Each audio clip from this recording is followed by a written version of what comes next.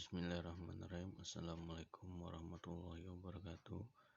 Perkenalkan, nama saya Ahmad Mahdi, NPM 2019510097. Saya akan menjelaskan tentang audit sistem informasi dengan dosen pengampu Bapak Edi Sofyan, Eskom, Mkom. Saya adalah mahasiswa Universitas Al-Asyariah Mandar, jurusan Sistem Informasi. Kita mulai saja untuk penjelasannya. Audit sistem informasi, metodologi audit, teknologi informasi atau sistem informasi. 1. Fase 1 itu merencanakan audit. Fase 2 mengidentifikasikan risiko dan kendali. Yang ketiga, mengevaluasi kendali dan mengumpulkan bukti-bukti. Yang keempat, mendokumentasikan temuan-temuan dan mendiskusikan dengan audite. Yang kelima, laporan akhir dan mempresentasikan hasil-hasil yang diperoleh. Oke, selanjutnya definisi audit sistem informasi. Definisi audit: proses sistematis, mandiri dan terdokumentasi untuk memperoleh bukti audit. Kriteria audit: sejumlah kebijakan, prosedur atau persyaratan yang dipakai sebagai rujukan. Yang selanjutnya, bukti audit: rekaman, pernyataan mengenai fakta atau informasi lain yang terkait dengan kriteria audit dan dapat diverifikasi.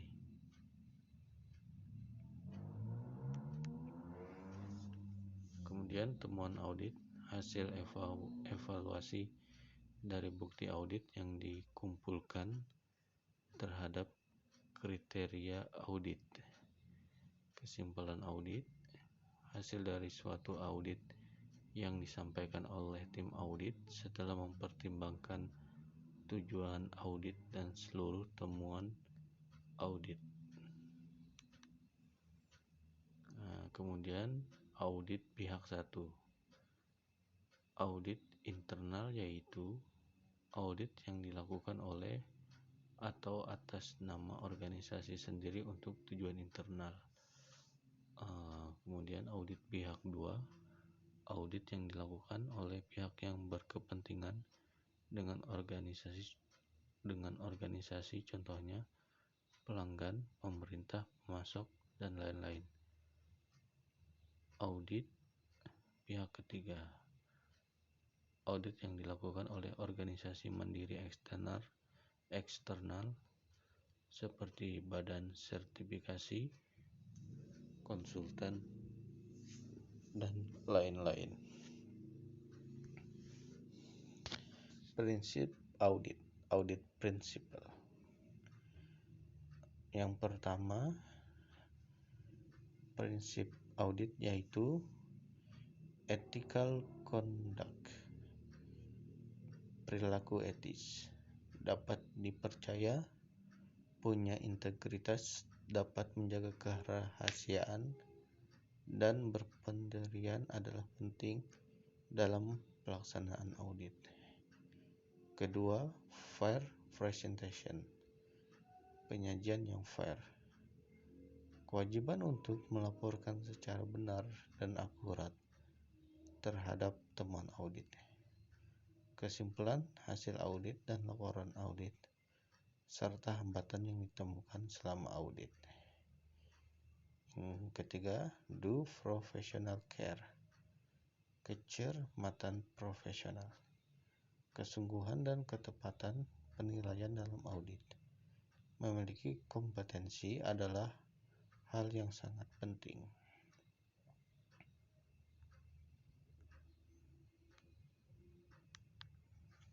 Yang ketiga, pengelolaan program audit, manajemen audit program. Pengelolaan program audit: A. Membuat rencana program audit. B. Implementasi program audit. C. Monitoring dan peninjauan program audit. D. Meningkatkan program audit. Dari alurnya begini: dari perencanaan program, kemudian penunjukan auditor, kemudian persiapan checklist, kemudian tinjauan dokumen, kemudian mempersiapkan jadwal, kemudian lanjut ke pelaksanaan, opening, temuan, cek, dan closing. Pada proses temuan, merangkum hasil laporan audit, kemudian terakhir reporting to management, laporan untuk manajemen, dan terakhir closing. Aktivitas audit. Aktivitas yang dilakukan selama audit yaitu 1. Inisiasi audit. 2. Meninjau dokumen. 3. Menyiapkan on-site audit. Yang keempat, on-site audit. Yang kelima, pelaporan audit. Yang keenam, menyelesaikan audit. Yang ketujuh, audit follow up, tindak lanjut dari audit tersebut.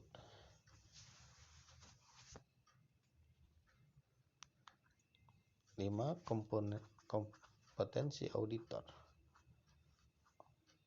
Auditor competence. Nah, seorang auditor harus memiliki keterampilan dan pengetahuan umum dan khusus. Umum seperti teknik, prosedur, dan prinsip audit, sistem manajemen mutu, dan dokumen referensi, situasi organisasi, hukum, atau regulasi yang berlaku. Khusus yaitu teknik dan metode mutu, produk, jasa, proses operasional. Kompetensi auditor. Auditor harus memiliki sikap yang diplomatis, sopan, disiplin, sabar, jujur, perhatian, dan banyak bertanya. Kelima, evaluasi auditor. Identifikasi personal atribut yang diperlukan, kriteria evaluasi, metode evaluasi, dan yang terakhir pelaksanaan proses evaluasi. Setelah ditentukan metode, maka akan dilaksanakan proses evaluasi. Audit teknologi informasi.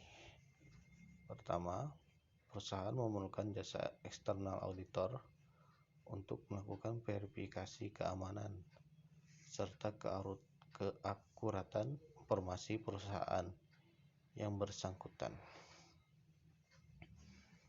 Perusahaan yang tergolong besar, memiliki total pegawai di atas 5.000, memiliki banyak cabang, bahkan memiliki jaringan bisnis global internasional, pada umumnya memiliki internal auditor yang bertanggung jawab melakukan analisis yang sama dilakukan oleh external auditor.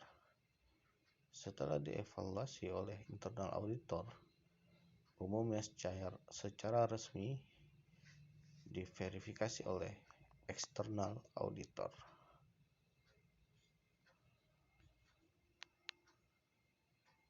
Kemudian teknik audit sistem informasi.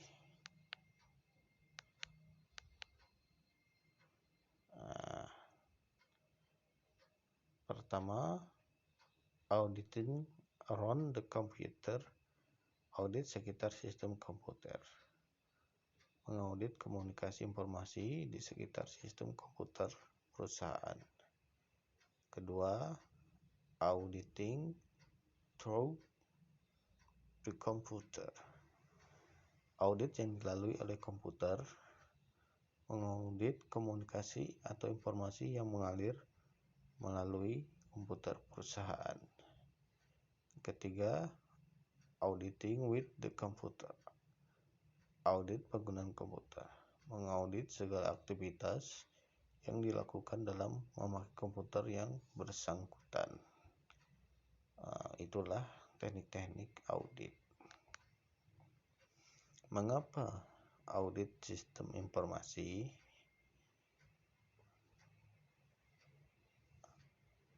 Audit informasi diperlukan untuk mengamankan dari penyalahgunaan komputer, mengamankan aspek privasi,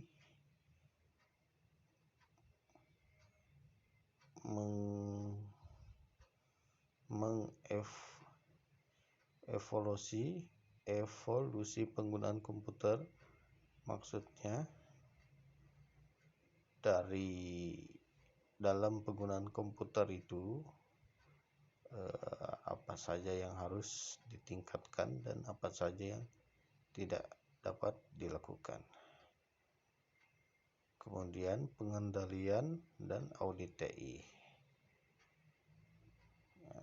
Terus menghindari kesalahan operasi komputer dan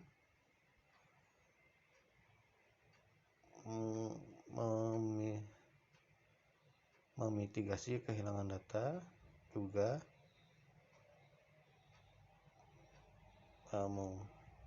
memitigasi kesalahan mengambil keputusan.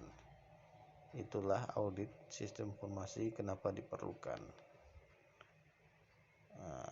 Mengapa audit sistem informasi dari back office proses ke front office, ke server, kemudian ke top manager. Top manager yang akan mengontrol back office, proses, dan front office. Sehingga top manager akan selalu mengawasi proses-proses yang terjadi di dalam perusahaan atau organisasi.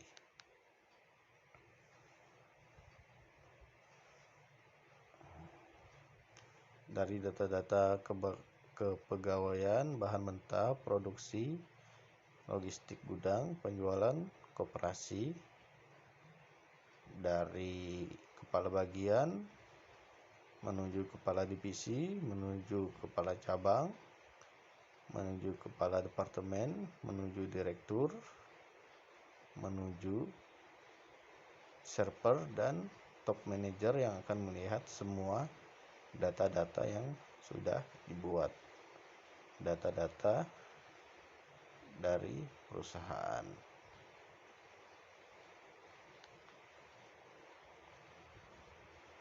Kemudian ini salah satu komputer. Mengapa audit sistem informasi? Untuk menghindari kehilangan data, menghindari kesalahan mengambil keputusan, menghindari penyalahgunaan komputer, menghindari dari virus, hack, penghancuran, pencurian, ancaman dari pihak internal atau eksternal yang paling berbahaya. Kemudian nilai hardware dan software dan brandware. Ini harus diaudit sehingga apakah perlu peningkatan atau perlu diganti. Menghindari kesalahan komputer. Kesalahan navigasi pesawat udara, 257 orang meninggal di informatika, sehingga ini perlu diaudit apakah komputernya masih akurat atau tidak. Privasi juga salah satu alasan kenapa diaudit. Nah, di sini bagaimana proses audit, menentukan tujuan, kemudian 2, mengembangkan rencana audit, ketiga, mengumpulkan informasi, kontrol TI, keempat, menjalankan uji audit, kelima, melaporkan audit. Ini audit TI dari sejarah, kategori, best practice, praktik, tujuan, jenis, teknik pengumpulan data, cakupan, tahapan. Itulah proses-proses audit dari sejarah, sehingga dalam ilmu audit TI atau SI itu memiliki cakupan ilmu yang cukup luas. Demikian presentasi saya atau penjelasan saya. Semoga bermanfaat bagi kita semua. Salah hilap mohon dimaafkan. Assalamualaikum warahmatullahi wabarakatuh.